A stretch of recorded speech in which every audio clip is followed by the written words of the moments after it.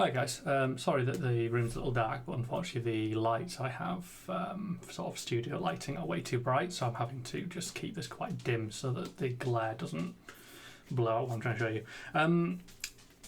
Somebody asked me very recently, as in within the last hour, about shuffling. I've made a few comments online about a really bad shuffle I saw at a streamed event maybe about 3 weeks ago. Starting thing of I don't think the person did it maliciously at all. I think they just weren't a good shuffle.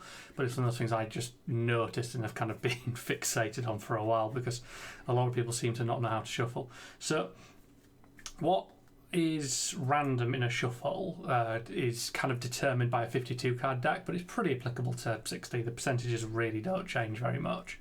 And what is sort of accepted by gambling authorities basically for a shuffle is about 7 sort of riffles. So that's where you take half your deck, you place them together and you combine so that the cards are interspersed. And they accept about 7 of those. What is interesting about this basically is it really, really depends on whether or not you hit the top of your deck. So when I split these, if I bring this part to here and don't hit these top cards will never ever move. Whereas if I go past them like that, they will actually move quite substantially. And that's kind of the big difference between a good and bad shuffle. The easiest way I could think of to demonstrate this is basically, if you imagine I'm searching my deck for something, I pull a card from an effect, blah, blah, blah, and I'm looking for a one-off, and I go, let's go for the Heart of Fiandel there, right? In an incredibly cheating manner, right? So I could do my first riffle after this. That's put the heart to the top, right? So that's now there on riffle 1. I'm now going to do a succession of riffles, and this is going to look, look how well I'm shuffling this deck. I'm doing a really, really good job. And then that's not moved an inch, which is, a bad shuffle. And, you can do it maliciously. Like, what I did there was absolutely malicious, right? I found an important card. I used my first riffle to put it to the top by, holding its place when I found it. And then I, kept deliberately not hitting that top so it never moved. You can do that by just being a bad shuffler, and it's something I think people should work on in terms of learn to shuffle. And the simplest thing is, so that's still at the top. If I do 7, and I'm not going much past it, right, but I'm making sure I go past it every time here.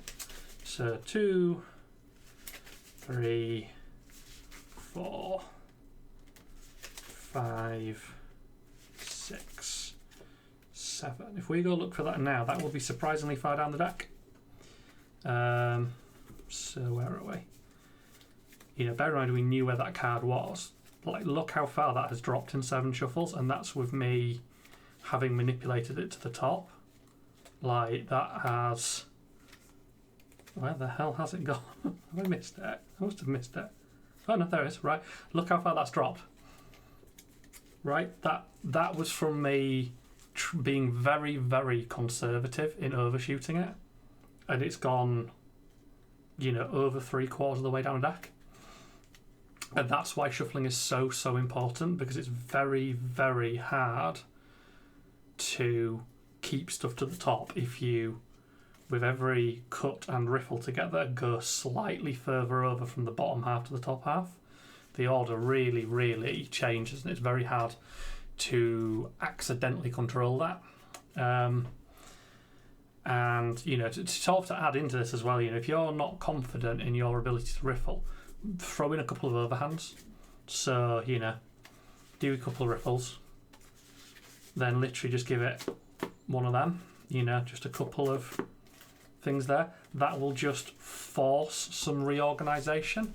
It's actually very good if you've got a really good memory as well, because if you see something in your deck, if I pick up my deck and I see this mangle, I genuinely have to be careful because I know where this mangle is. So if I do this, the mangle's...